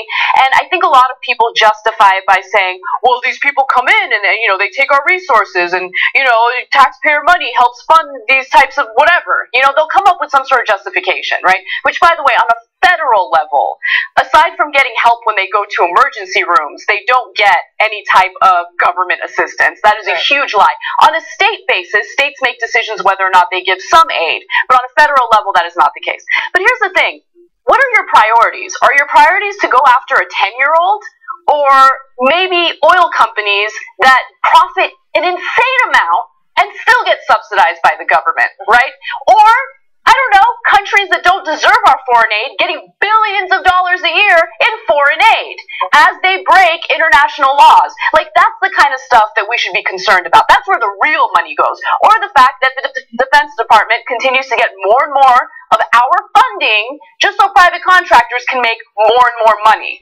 Like, that's where the money goes. Wake up. The thing that drives me crazy is that we continuously go after the powerless, right? I get it. We're all frustrated. We want better lives for ourselves and for our families. But you don't get that better life for yourself by going after 10-year-olds. No. And also, I think, this is where I think that progressives and liberals need to really reclaim a moral high ground here. You know, I know that a lot of us are atheists or whatever, and you know, we think if we talk about morals, like that's a bad thing. But actually, you know, here is a case, and we have 11 million undocumented immigrants in this country, and so many tens of thousands who are being deported and separated from their families. It's a moral issue. Like, if you are a Christian, if you are a Muslim, whatever you are, if you think you have any kind of moral basis, you sure as shit better be supporting this young woman and families who are being separated. So I think we have to kind of lean into that and be like, yeah, guess what? We have moral authority on an issue like deporting a 10-year-old. Well, she's not a zygote. So if she's not a zygote, then, you know, who gives a shit about her life? Anyway. Yeah, super last thing. Look, we can't have the whole world come here. I get it. We all get it, right? And we have to have a rational process for figuring this out.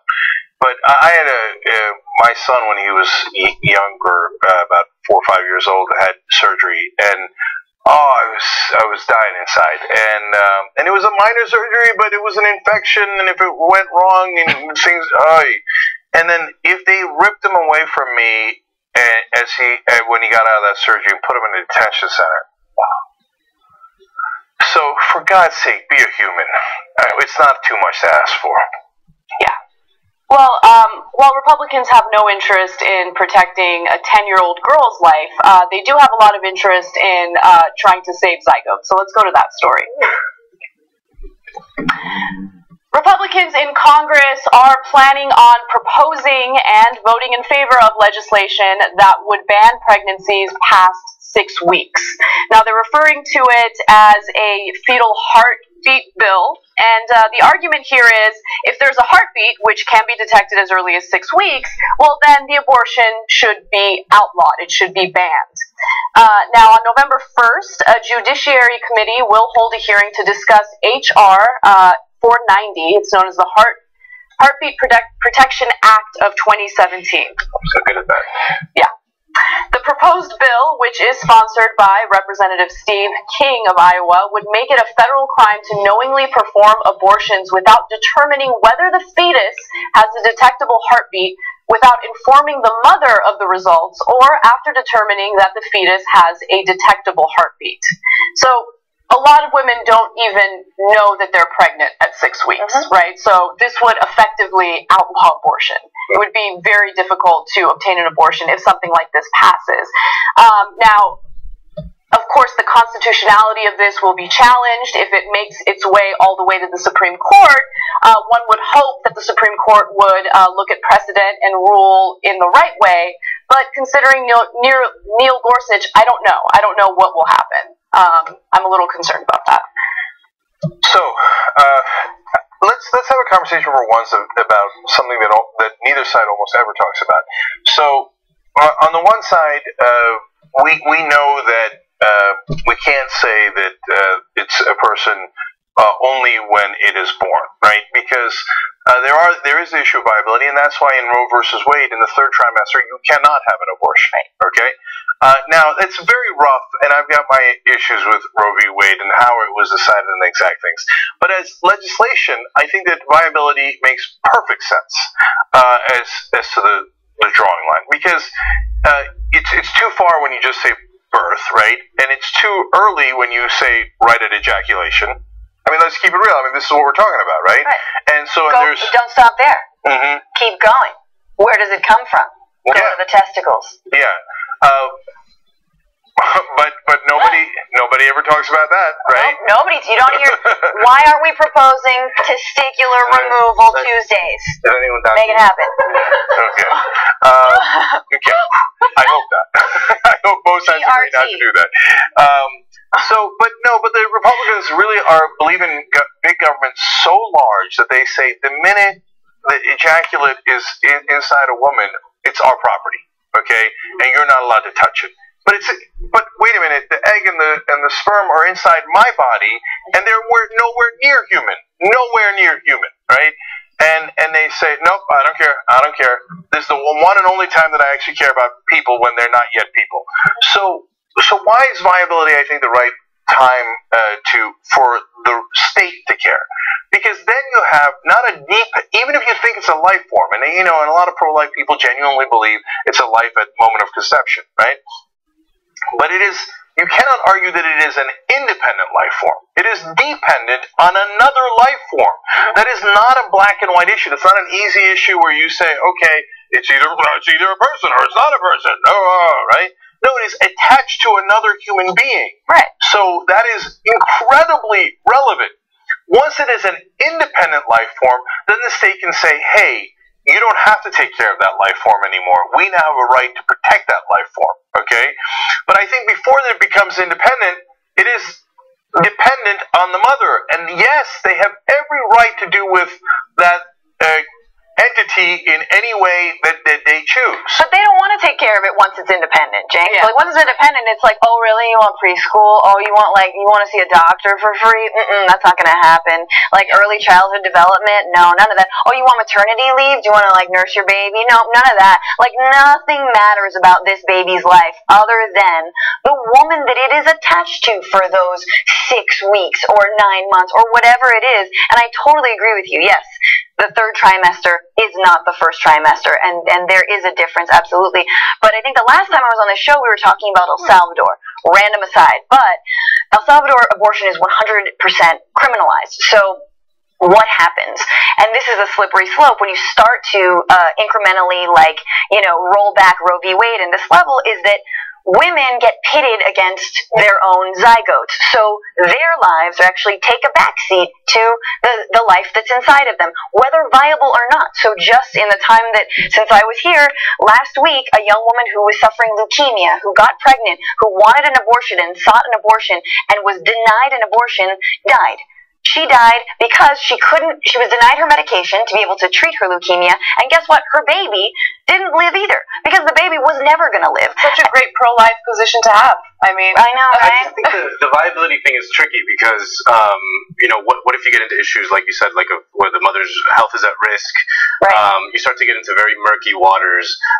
If there was incest or rape, and, for whatever reason, because there could be a million reasons, the woman isn't able to access an abortion until the third trimester, then you're starting to get into tricky, you've conceded a huge amount of ethical ground saying that the viability of the fetus causes it to be illegitimate for an abortion. So I don't know. It's very tricky. I'm not going to say that there's just like you said, it's a black and white issue, but I think that just if we're going to build a movement around it or something, it's just I can't see how you can start to concede so much ground to the conservative position, because there is a ton of I have to jump mitigating. in real quick, because I think that unfortunately, even on this panel, we've allowed a right-wing talking point to become credible and legitimate, when in reality it is not credible or legitimate. The vast majority of abortions happen in the first and early second trimester, right? The only time you find doctors that are willing to do late-term abortions is when the woman's life is in danger, or that fetus is not ever going to be viable. There are serious abnormalities and, developmental issues there. And so they fear for their lives. Right. For performing those abortions. That's and there exactly are there are maybe 2 or 3 left in the country. Right. And so, the way that those on the right paint abortion is so inaccurate. They make it seem as though it is like a living, breathing, like it's about to, like aliens. Yeah. That woman is about to give birth to a healthy baby, and then she decides, oh, last minute, maybe I don't want this pregnancy anymore, and goes to an abortion clinic, and then they do this late-term abortion. It doesn't work that way. But and then I gotta they sell say, the baby though, parts, right? All the baby parts are sold for science. Yeah, and this is all a way to protect life. So those are clear lies about the baby parts and stuff, and it's proven so. But look, but once it's viable, I don't think that there's a conversation. Look, even rape just doesn't matter. I mean, if the baby's born, then you obviously can't do anything about it, even if it's rape or incest. And at viability, it is, to me, the equivalent of born. And I think, and by the way, that's basically what Roe versus Wade says as well. So, and that is basically the law of the land right now. Anna's right that that's almost never relevant, because almost all the abortions happen way earlier. So it's just, we're talking about it. I only bring it up in the context of, I think that is the right balance to strike. But if you start saying zygotes are human beings, it's not factually true. Yeah. And even if it were somehow true, and you could convince people that a zygote is a human being, it is at the very least a dependent life form, not an independent life form. I wish we could haggle over, health care for living people.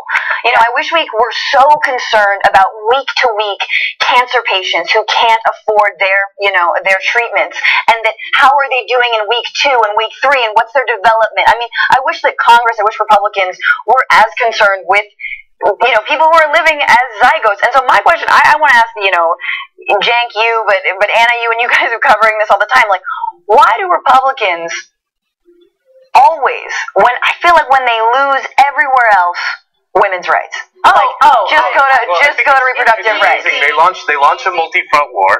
The Republicans are very good, and it's different from Democrats in that when they're in power, they attack every front, with full force, and they force progressive activists to it's oh my God, fire here, and then quietly 2 days ago, Mike Pence cast the deciding vote to prevent the Consumer Financial Protection Bureau from allowing class action lawsuits, and that just flies right under the radar.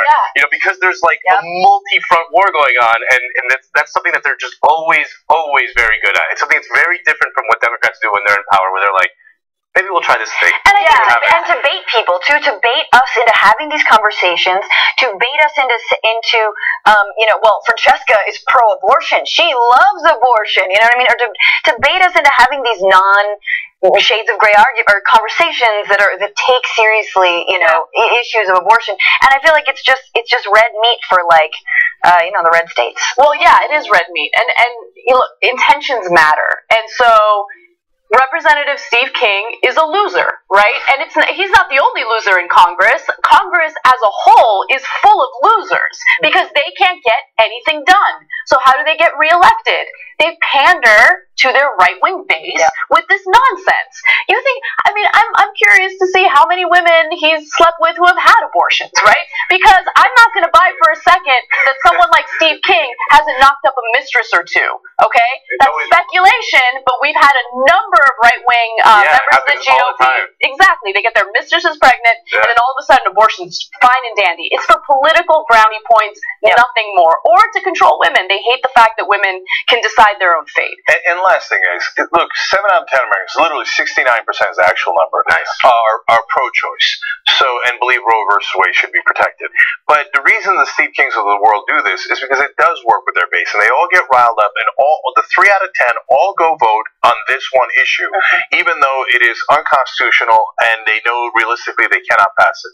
But people who are pro-choice, the 7 out of 10, No, they don't vote based on this issue. And yes, women's rights are constantly attacked, but a lot of times the Democrats are not able to energize women and say, for God's sake, let's defend ourselves.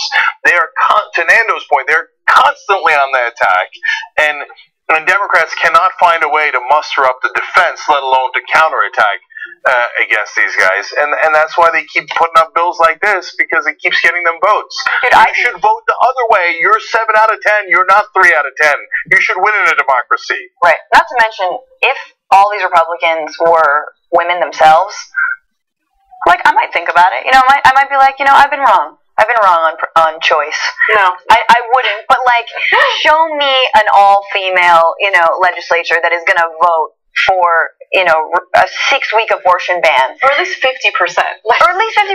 Yeah. All right, we got to take a quick break, guys. When we come back, my favorite story of the day, the JFK files. Oh, yeah. Love this story. Oh, it's amazing. You read them all, right? I'm from Miami. I love this story. Yeah. And it's such an important revelation to tell you about how our government, at the very least, used to work. Okay, and it is pretty devastating. All right, we'll come right back.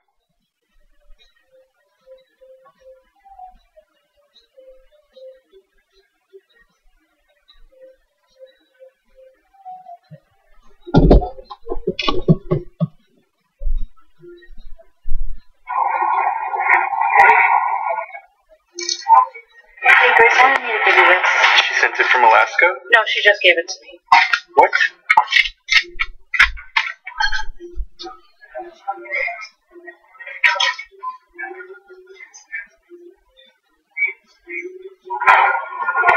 You seen Grace?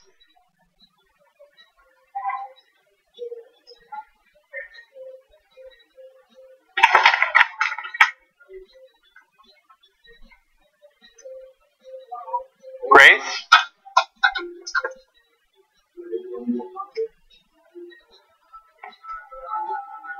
Grace?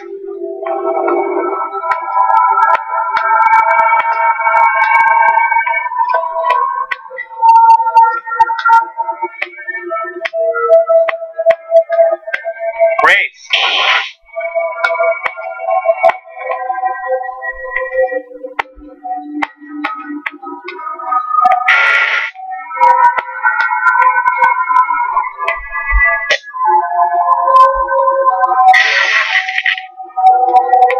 Grace?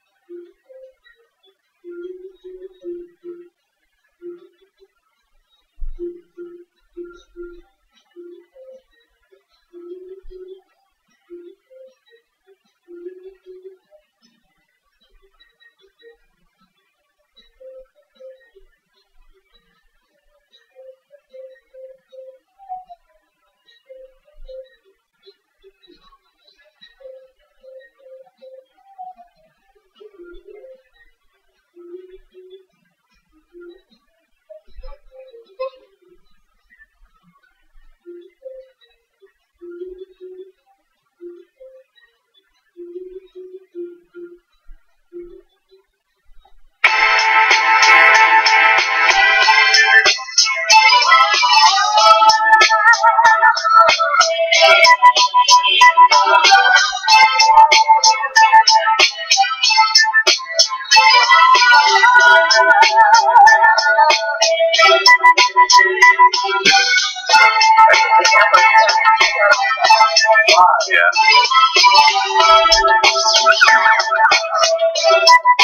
All right, back on the Young Turks. Our members of the day are Matthew Bell and Desiree Dunn.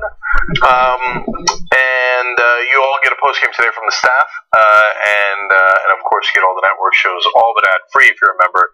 tytnetwork.com/join.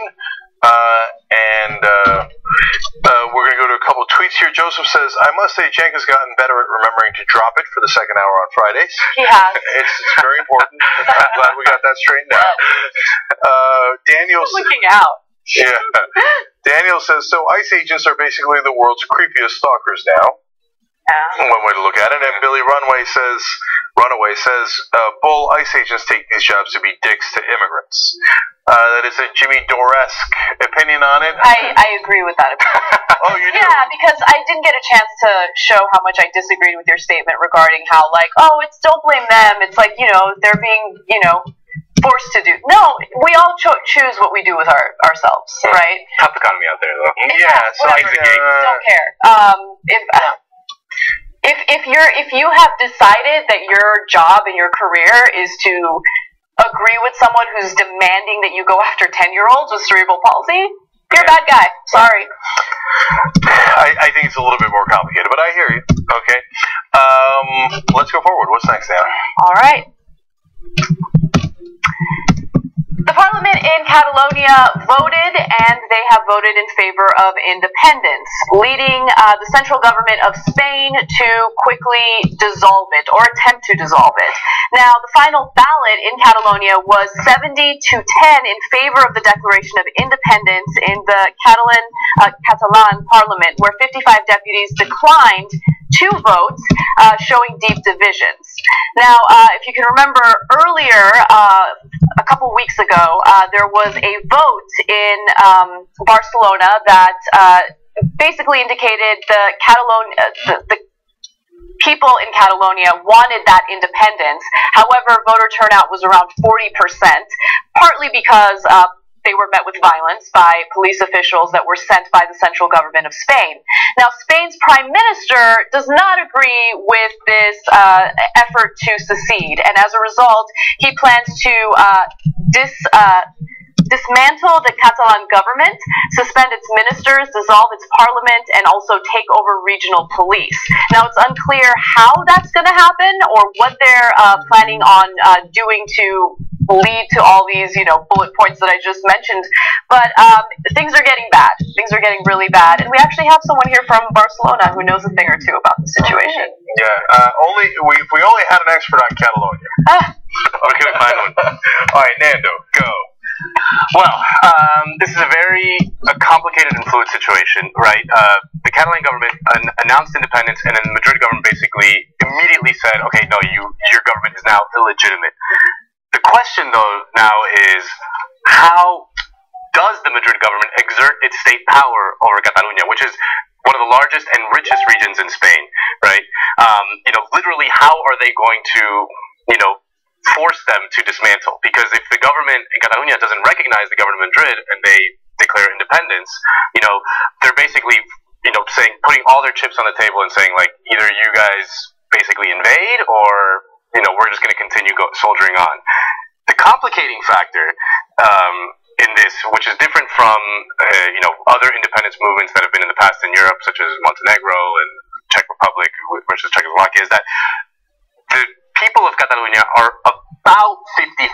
I mean, it is like probably below 50% on favoring independence, but around 50-50. So basically, half the population is completely freaked out, right? They're staring at the edge of the abyss. They're saying they feel like they're being pushed off a cliff, right? So what's going to happen in theory? There's going to be elections, regional elections in December. But it's highly likely that the independence parties are not even going to participate. They're going to declare it illegitimate, and they're going to try to force the hand of independence. Because if you think think about it, it doesn't make sense to run twice on the issue of independence, right? They're going to say like, okay, this time we're really going to do it. You know, like they can't. They have to go all in now or never. I have a quick question. So what I gather is that part of the reason why they want to separate so badly is because it is a wealthier part of Spain, wealthier region, where they pay a disproportionate amount in taxes, which it seems like they don't have a problem with that if they felt like they were getting something in return, but they feel as though the government is denying them certain services that other parts of Spain receives. Am I getting that correct? Well, sure. I mean, but that's just, I mean, you know, California, which is wealthier than other, like Missouri, contributes more than Missouri does in taxes and gets, you know what I mean? Like, that's just federalism, right? The wealthier regions subsidize the poorer regions, right? Which is why, I mean, to me, as a person on the left and a person from Spain, Catalonia, like, I've always had problems with Catalan nationalism because it's a right-wing reactionary force, right? This idea that they want to separate from Spain and sort of basically, you know, take my pie and I'm going to eat it all, you know, rather than, you know, help out other poor Spaniards, like, I find to be, like, wrong ethically, morally, and everything, right? That's one of the strange things about the Catalonia independence movement is that, you know, contrary to Scotland or Montenegro or whatever, these are poorer regions sort of liberating themselves from a richer, quote-unquote, oppressor. This is the richest region saying, like, no, you guys are holding us back, we're going to get out of here. It escalated so quickly, which is crazy, right? Like, what do you think the Spanish government should have done, or the central government? Because it's like, why repress people in a vote that 40% turned out to that was largely symbolic? It's just like, let them vote. Well, I mean, that's exactly right. When 5 years ago, when Mariano Rajoy's right-wing government took power in Madrid, independence was, you know, below 20% in the polls, right? 5 years later, it's around 50%, and the country's falling apart, right? In those 5 years, Rajoy and his right-wing government have basically taken the approach of, like, shut up, we don't even want to talk to you, you have zero legitimacy, just shut up, you know? And of course, all that has done is it's been a factory for independence people. Like, it's just like, okay, yep, keep on going, you know, just give us more. And it's just fueled the tension so much. Instead, he should have extended a hand to Catalonia, oddly, like the British Tories did to Scotland, right? It was the British right-wing government, the Tories, that offered Scotland a vote and then did a positive campaign, you know, like, you know, Scotland, we love you, you know, remain, blah, blah, blah. And you know what? They ended up voting to remain, which is probably would have happened in Catalonia if they had given them the vote. It's almost as if pushing people into a corner and always relying on conflict is not a great strategy. Almost. You know, that's why they pay you the big bucks. Yeah. And that's my main contribution to the story, because he's got it. And the only thing that anybody else wanted from this story was for Nando to say Catalonia again. Yeah. Catalonia. Catalonia. Catalonia. That's pretty good. All right, we solved it. Next. All right. Some of the documents that have been sealed in regard to JFK's assassination have been released. Not all of the documents that Trump said he was going to release, but some of them. Nonetheless, we have some rather fascinating details about what the CIA was planning on doing to Cuban refugees in the South Florida area just to rally support in invading Cuba and going after Fidel Castro. So let me give you these details. So after Castro's revolution succeeded, after Castro's revolution succeeded and thousands of Cubans fled to South Florida, the agency actually considered murdering a boatload of refugees, assassinating exile leaders, and planting bombs in Miami. Also, Castro could be blamed for the chaos. Now, that was based on reporting done by the Miami New Times. They did a good job in, you know, going through some of these documents. And, you know, there was speculation that the CIA was planning something like this, especially considering the fact that there were mobs making big bucks in Cuba, and they really, really did not like the revolution. So the details of the sinister plot are included in a summary about Operation Mongoose, a 1960 covert op hatched by the CIA under President Dwight Eisenhower with the aim of toppling communist Cuba. Drones! Yeah, so for all those in the Cuban community voting for the right wing for all these years, they had a secret plot to kill you for their own political purposes. But anyway, keep voting for them. See how that turns out. So, look, I plug this book from time to time because it's so good. Devil's Chessboard by David Talbot. Yes. If you read that book, you're not going to be at all surprised by this story. The CIA, unfortunately, in this country for a long, long time did not represent us, the citizens. They represented multinational corporations and the powerful and the connected. And so, in the case of Cuba, there was a lot of money being made in Cuba. And after the revolution, they wanted that money back. Now, does it help America to do a fake terrorism plot inside the U.S.?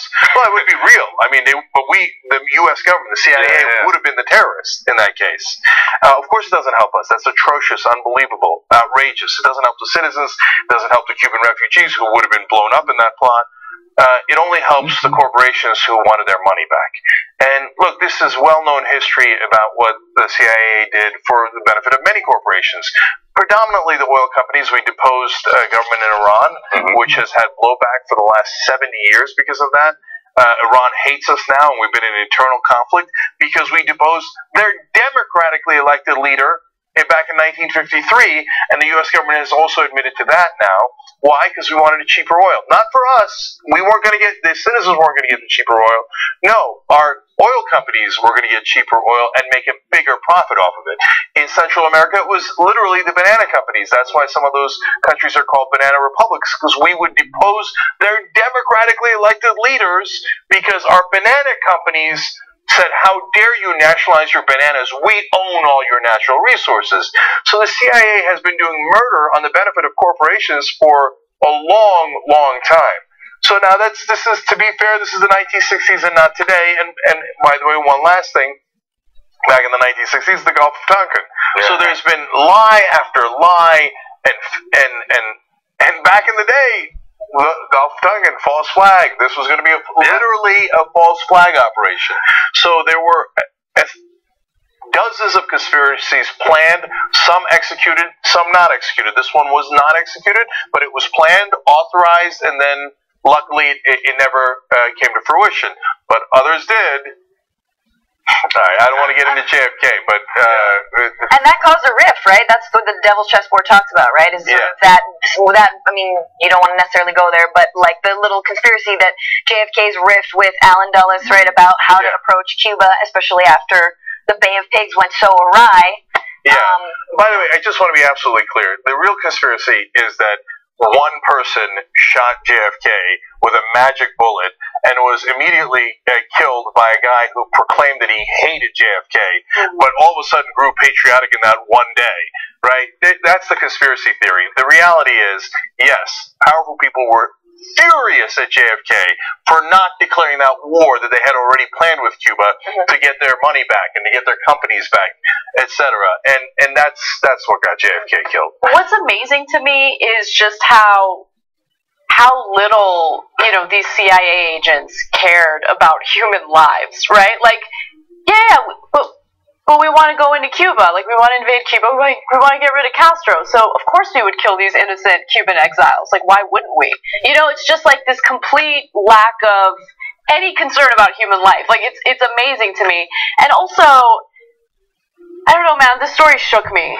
Well, like, it really did. It's interesting also that it was around Cuba because the United States basically ran Cuba as a de facto colony from 1898 to 1957. After recolonizing Cuba after a war with Spain, that was started after there was an explosion on a U.S. naval ship called the USS Maine. That it's unclear who exploded that ship. And so they used it as a pretext to declare war with Spain. But it's unclear who blew up that ship. So it would have been like a nice little full circle in Cuba if there were two false flags organized by the American government to justify an invasion of Cuba. But this story, I mean, it's just Americans are not too familiar with. I mean, it was mentioned in the article, the broader Operation Mongoose, which was a campaign of violence led by the CIA. At Cuba, where they shot down commercial airliners, they did all kinds of, all kinds of what we would call, if it happened to us, terrorist attacks. And there's no need to go soft on it. Yeah, they planned terrorist attacks. Yeah, that's what the CIA did. Now it's fact. Now we know this is government files. We didn't make this up. No, the U.S. government just released these files saying we had planned several terrorist attacks, including this one. Luckily, this one was not executed. And I just want to say that, like, continuing a little bit today in terms of the way we approach, our counterterrorism strategy, and just, it's not about, actual plots that people are carrying out, but there's a lot of entrapment that's going on with, like, susceptible young, Muslims online, and just to say that, like, the legacy of planting these sort of, like, these plots to then arrest people and, like, call them ISIS or call them terrorists or whatever for, like, a broader game, I mean, that continues today. Unfortunately, it's a very old playbook. Yes. Yeah. All right, guys, we're out of time. Thank you for watching. Appreciate it. Bye.